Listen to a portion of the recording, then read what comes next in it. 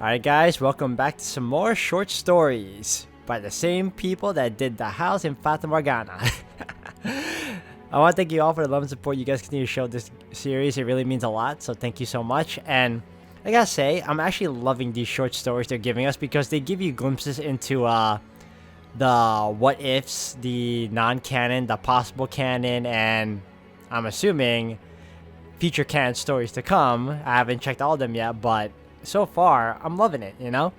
They give you like these small insights every now and then for specific characters, and I'm looking forward to seeing how all these other stories come about with characters like Jacopo and more about if they even have a story about her, Morgana's other personality, the white-haired girl, I guess. I would like to see that. But we're going to continue on from there, guys, and see where it goes, so if anything else, let's get to it. Alright guys, we are back, starting with Boy Meets Girl.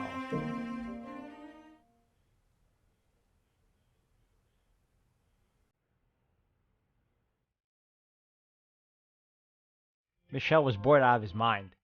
His family had always been very overprotective, but at the age of 10, he was still afforded a lot of freedom. He wasn't quite old enough to have to start acting like an adult yet, and in light of what fate had in store for him much later, this would turn out to be one of the happier periods of his life.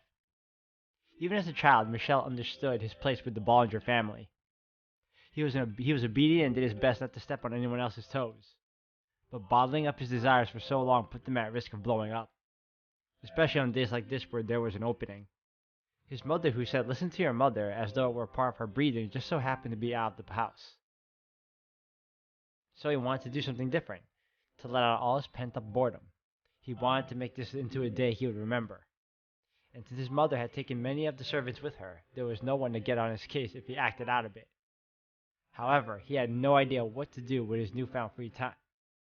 It was just drifting past him every passing moment, another moment wasted.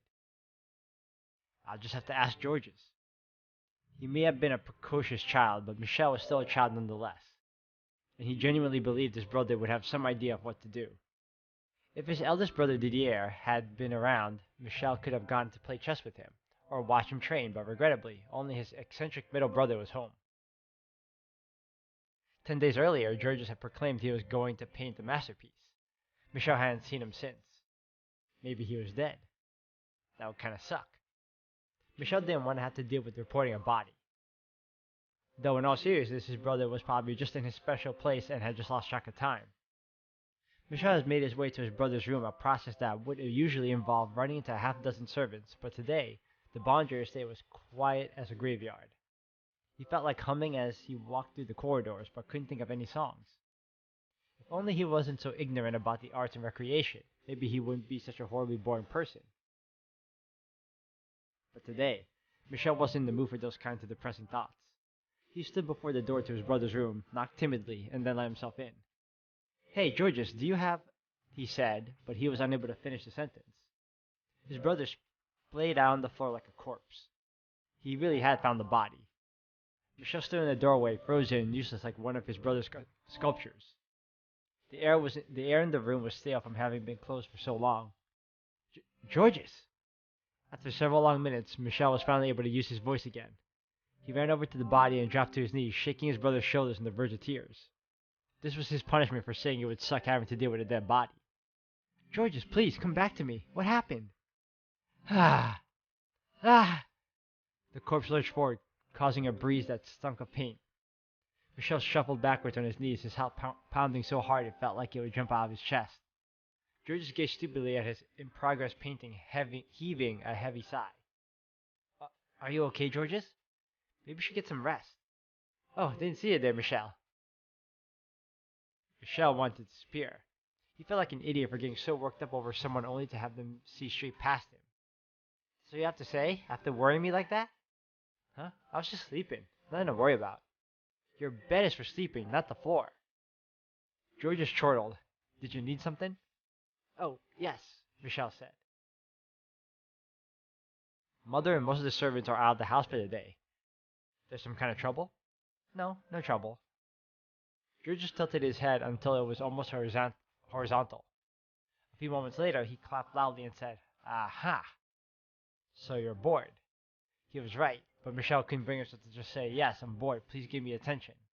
So he averted his eyes and said instead, I would not say I'm bored, but it's just so rare for the house to be so empty and Georges chuckled. You're right, he said with an impish smirk.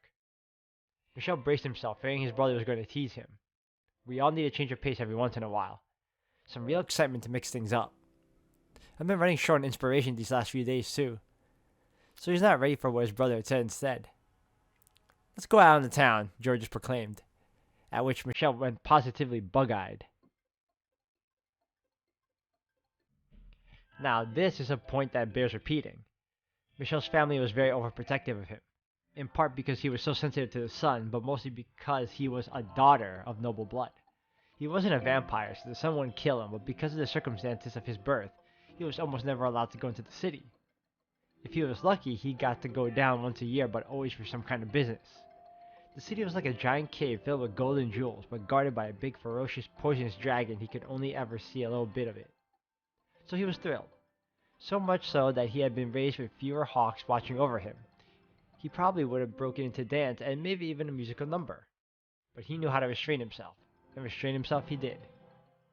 When they arrived at the capital's central district, it was much busier than Michel had expected. There were people everywhere, going every which way, doing anything and everything and even more. Someone was shouting from a shop, trying to attract customers.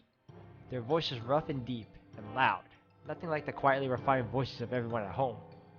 A cat sat perched atop a barrel, covered in filth, glaring at Michel with eyes that seemed to glow. His mother would probably hate this. Her anxiety was too strong. She would say it was too loud and unrefined, refusing to even set foot here.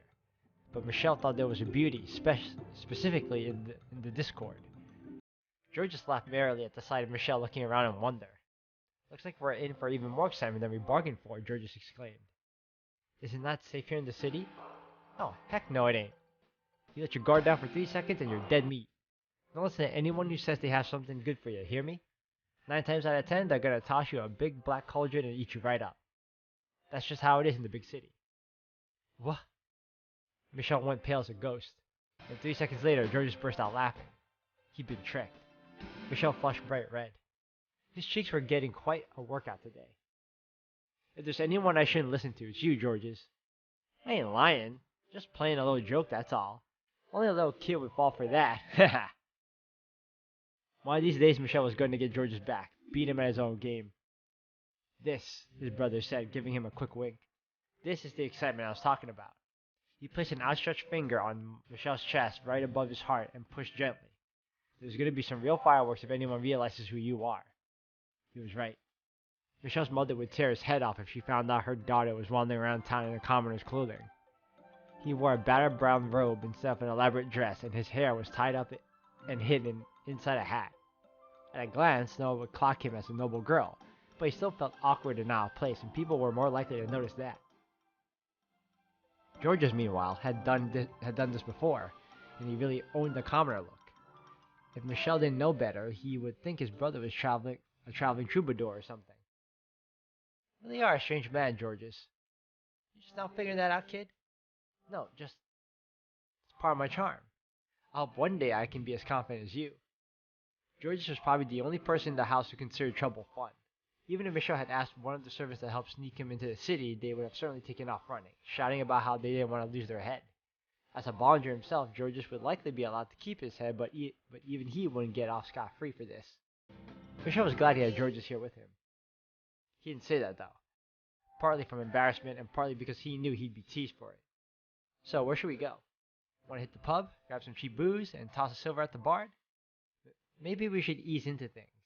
There's a lot to start with. It's not like I'm taking you to a monster's den. Just relax, it'll be fun. A pub is still no place for children. Come on, I may be a dunce, but I'm not dumb enough to take you to some seedy back alley joint. Most of the pubs along this main road are basically restaurants during the day. Some even have inns in them. There'll be lots of very nice people. If you say so. Michel was less comforted and more terrified at the prospect there being lots of people, but part of him was still interested. Not to mention he wouldn't be going alone. So he gave a hesitant nod. If you're scared, you can always hold my hand, Georges said. Forward march, my young soldier. Follow my lead. Michel wasn't happy about his sprightly airheaded brother playing him like a fiddle, but this was a battle his pride couldn't win. Holding onto his brother's pant leg, They set off down the bustling street together, but not for long. Michelle stood flummoxed in the middle of the street. He looked left, no Georges. Right, no Georges. Had he gotten lost? No way. He had been right there just moments ago. There were just too many people around and he'd lost sight of his brother for a second. He wasn't lost yet. Michelle was better than that. He would never get lost. But his pride couldn't change reality. They were on their way to the pub when Georges had run into a girl he knew and started talking. It didn't seem like they were going to finish anytime soon, so Michelle decided to wander around and explore the area. One thing led to another, and now he completely lost sight of his brother. Refusing to accept that he was lost, Michelle started chasing after people the same height and build as Georges. When one turned out to be wrong, he went after another, and before he knew it, he was well off the main road with no idea how to get back. This area was much quieter than the main street. Not being familiar with cities, Michelle couldn't tell if it was a good kind of quiet or a bad one, though. Maybe he just wandered from the trade district to the residential one. Or maybe he'd ended up in some back alley where no one could hear him scream. If the latter, he needed to get out of there, fast. Back alleys were the home of ruffians and other unseemly types after all. And who knew what they would do if they found out he was a noble? That, compounded with the fact that he was too shy to ask for help and too self-conscious to let himself be seen crying or even shaking, left him stuck there just biting his lip. Why did none of my books say what to do when you get lost? And soon enough, he was directing his frustration at innocent bystanders. But then he caught sight of a stout woman around his mother's age watching him intently. 9 times out of 10, they're gonna toss you in a big black cauldron and eat you right up. George's words played back in Michelle's mind. He knew it was a lie, and the woman appeared rather friendly and not at all like a child-devouring witch. But Michelle was all alone right now, so everyone seemed dangerous. He was like a high-strung cat. Michelle glared back at the woman so she knew he wouldn't go down without a fight, and as soon as they locked eyes, she spoke. He couldn't make any sense of what she said, though. My, look at you two little sweethearts. Shopping together? You're so grown up. What? 2 little sweethearts? Was she trying to disorient him by spouting nonsense so she could kidnap him while his guard was down and demand a ransom from his family? Hey, mister, came a voice as something tugged on his robe. He spun around to find a small girl looking up at him and sucking her thumb, evidently the source of the voice. Who are you? She asked. No, who are you? He stared at her flummoxed for the second time that day. My daddy got lost, the girl said. I think you mean you got lost. Are you lost too, mister? No, it's my brother who's lost. We're the same. My situation is nowhere near as bad as yours, thank you. Michelle listened to what the girl had to say, doing his best not to explode at her. She was apparently 3 years old and had gotten separated from her father while out shopping. His hands were full enough trying to figure out what to do with himself. The last thing he needed was to have to look after a lost toddler on top of that. He really should have asked the woman for help as soon as he noticed her, but by the time he collected himself enough to do anything, she had already said goodbye and disappeared. Unable to find her again, Michelle was stuck dealing with the calamity all on his own. He couldn't just leave her there either, as much as he didn't want to deal with it. He was the older one here, and he had to set a good example for her. So, Michelle bent down to match the girl's eye level and said, Let's get you home. I'll help you find it. Can you remember anything near your home that might help us find it? Michelle asked. The girl and for several minutes before shouting, Oh, I do. Perfect. What is it? Maybe this whole lost kid ordeal would be over sooner than expected. He let out a sigh of relief. A brown cat, which immediately turned into a sigh of disappointment. Cats move, Michelle said. It has really mean eyes. Oh, forget about the cat already. Can you think of anything that doesn't move? I know. Monsieur Casimir is always sitting outside. No people either. Aw, why not? He never ever moves from his favorite spot. I need something easier to find, like a building or something. Oh, there are lots of buildings, the girl exclaimed. The lady next door has a big flower garden. They're really pretty and red. Not like that. No one's gonna know about your neighbor's flower garden. There has to be something big that anyone would... Michelle realized he was getting genuinely angry and stopped himself there. The girl's eyes had gotten wide and watery, and it looks like the dam could burst at any second.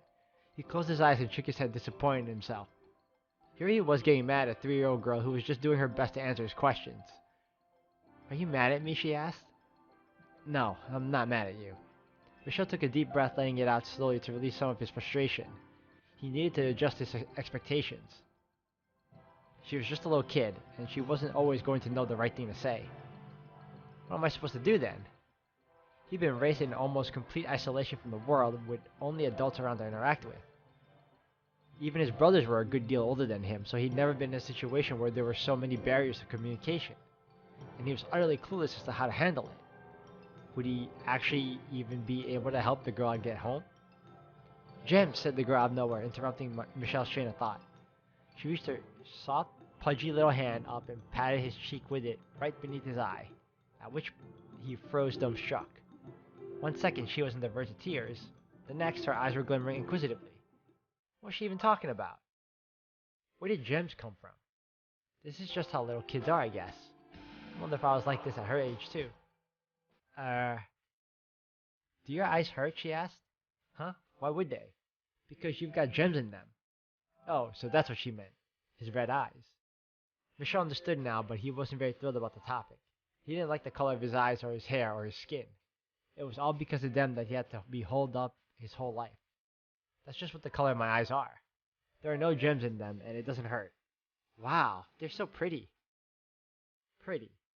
Michelle blushed a little at the compliment, despite thinking just moments ago he would rather talk about literally anything else.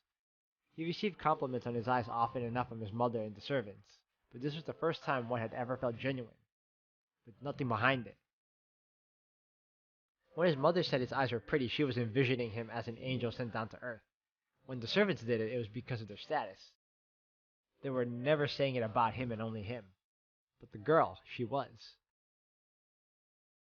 There was no jealousy or pity or scorn or anything else to her words. She was simply excited about eyes that she thought were pretty. I think normal eyes are much prettier myself, he said, without a hint of sarcasm in his voice. Okay, let's go somewhere where there's more people to start with, he continued. Michelle stood up, hesitated for a few moments, and then extended his hand. The girl grabbed it excitedly, which made him feel like he was the only one anxious about the whole thing.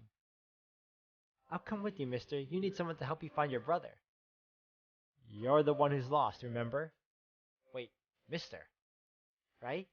Oh, Michelle just now realized that she had been calling him mister this entire time. He'd forgotten that Georges had dressed him up like a boy, saying it was safer that way. How was he supposed to feel in this situation? Upset that she'd guessed wrong? Embarrassed? Ashamed of himself for deceiving her? The emotion that welled up in his chest was none of those, though. Instead, Michelle felt something that seemed entirely inexplicable at the time, a mixture of joy and pride at someone finally acknowledging him for who he was. A faint smile spread across his face. Yes, I'm a boy, he said, letting each word linger on his lips. It felt so much better than any comment about his eyes. They wound their way down the streets, Michelle occasionally working up the courage to ask someone for directions, and after repeating their process several times, they finally made it back on the main road.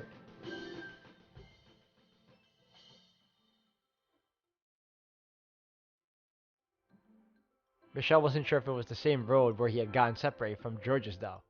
The capital was massive, and it seemed like every other street was called Main Street. As they stepped out into the throng, the clock struck noon. The pealing of the bell brought with it another wave of people. They looked to be artisans of all sorts heading out for their lunch breaks.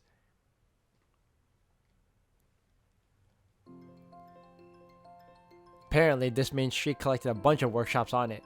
The artisans were all big men with even bigger arms. The profession was making things by hand, and you had to be well built to do the job well. Michelle found himself enchanted by the parade of muscles, following each new one with his eyes as they passed by. Do you want to be like them, mister? I don't know. I haven't really thought about my future much. Michelle grimaced. It wasn't that he hadn't thought about it, but that he didn't want to. He knew all too well that he could never be an artisan or a knight or even a painter. I kind of want to be a craftsman, the girl said. They can make anything they want. Girls can't be craftsmen. Why not? Well, that's just how the world worked. Those were the rules, and you had to follow them in the story. Michelle was only 10 and he knew that. He knew what a girl's role was, and soon enough she would come to know all that as well. That growing up meant giving up on your dreams. I'm not sure, actually. At first, he just didn't want to shatter a 3-year-old girl's hopes. But the more he thought about it, the more dissatisfied he felt with the system too. Why didn't he get to choose how to live his own life? Why did he have to be stuck on this dark and narrow road his whole life? What would you want to make as a craftsman? Michelle asked to take his mind off his own dead-end future. The girl's eyes lit up. Leather sandals and bags, she proclaimed. That's quite practical. He had assumed she would say something more cute and frivolous, like toys and sweets, or even something completely outrageous, like the stars. So we can put them out. Put them out, not put them on? Wait, was she. Does your family run a shop? Yep. Okay, so she was the daughter of a merchant, which meant they were probably close. The artisans' workshops and the merchant shops were likely to be set up near one another. Michelle looked down to ask her if she recognized anything in the area. Before he could, she shouted, "Ah!" and let go of his hand, dashing to the bustling street. Hey, wait! If he lost sight of her now, he would probably never find the girl again. So he ran off after her, slamming into a large muscular man only a few seconds later. Watch it, the man shouted, his voice so powerful Michelle thought it might send him flying. His gut tightened. No one had ever yelled at him like that before, but he wasn't going to stop just because he got a little scared. He'd only met the girl earlier that day, and he didn't even know her name, but he was determined to get her back to her parents. Giving up now wasn't an option for him. The girl weaved through the crowds effortlessly, like a sprite out of a story. Meanwhile, Michelle was crushing into people every 3 steps and was beginning to fear he was actually making negative progress. At long last, he made it through the river of people and caught sight of her again. But what he saw made his jaw drop. She charged at an older man latching onto his leg. The man looked down at her, his eyes narrowed as if he was frowning, or about to start crying. He was very clearly the girl's father. In addition to his relief at their reunion, he also found himself surprised at the father's reaction. His only image of a father was strict and an impressive man, not someone who would show so much concern and compassion for his daughter. His father cared more about putting on an appearance of strength and showing love for his family. He would certainly never cry over one of his kids. That would make him look weak. And Michelle had always thought that was just how fathers were. But there was nothing weak about the girl's father being so happy to have her back. Are you the one that found my little pumpkin? Her father walked over to where Michelle was standing, grabbed both of his hands and shook them up and down enthusiastically. Thank you ever so much. I just about had a heart attack when I saw she was gone. Oh, I'm so glad she's safe, he said, and then kept going and going until Michelle felt like his arms were going to come off. You're welcome. That's enough. When the man finally let him go, Michelle's arms had gone numb. I'm ever so sorry, he said, scratching his head in embarrassment. I got too excited. The girl hanging off her father's leg like a koala said, Don't get lost anymore, Daddy. You're the one who got lost, Pumpkin, he said with a sigh. But he was too relieved to be angry at her, and his frown turned right upside down. Michelle let out a satisfied sigh at the sight of them. He completed his mission successfully, despite the trouble he'd run into along the way, and everything was all back to normal now. So, did you bring her here all by yourself? The man asked. Everything was all back to normal in the sense that he was finally back at square one. He still had his original problem to deal with. I was here with my brother, he said timidly, but we got split up. See, I knew you were lost, mister, the girl said. He wanted to say he knew exactly where he was, but he knew an adult would see right through him. So he stared down at his feet in shame, at which her father let out a hearty laugh and set a hand on his head. Well, we'll help you find your brother then. He's probably having a heart attack right about now, too. He's not worried, Michelle said under his breath, but secretly he hoped the girl's father was right.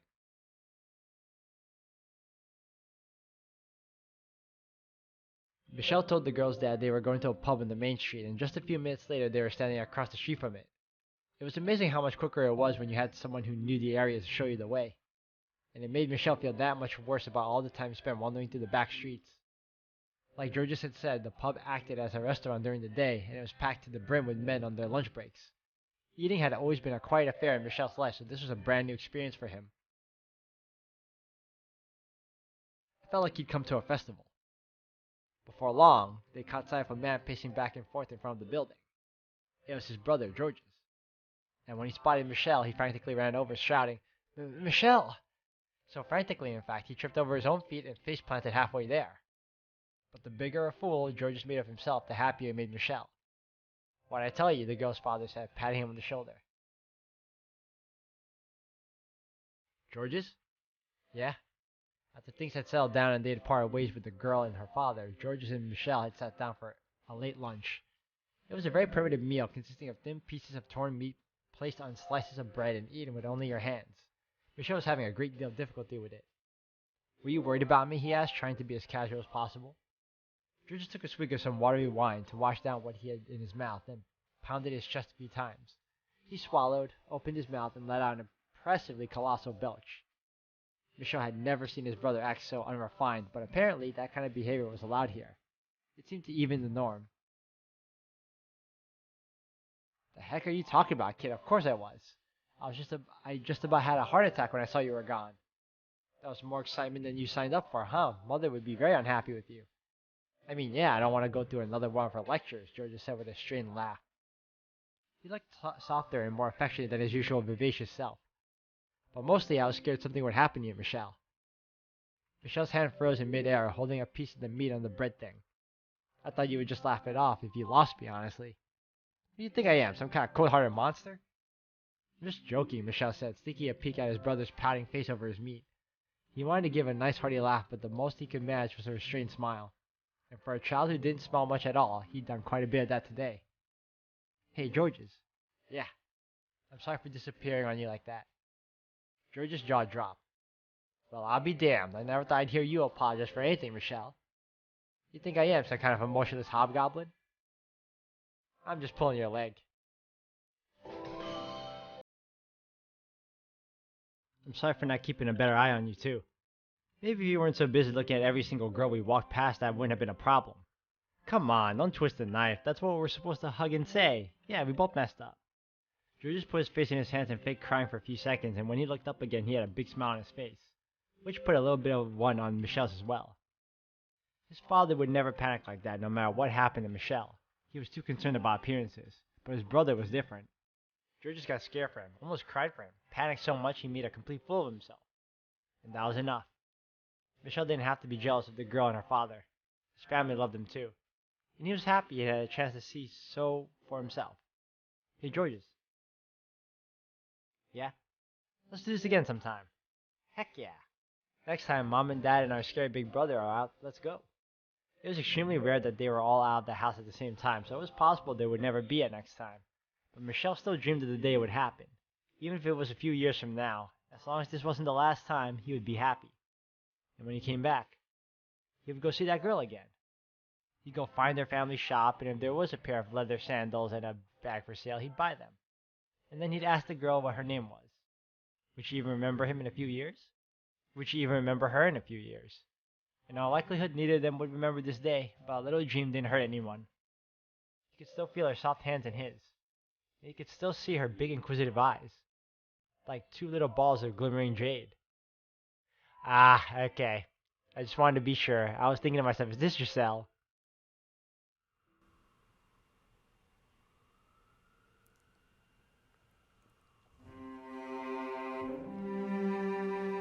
Alright guys, I'm going to end the video here for today. Thank you all for watching. When we come back, we're going to end up doing the paintings ramblings, which I assume might actually be about Georges, but who knows.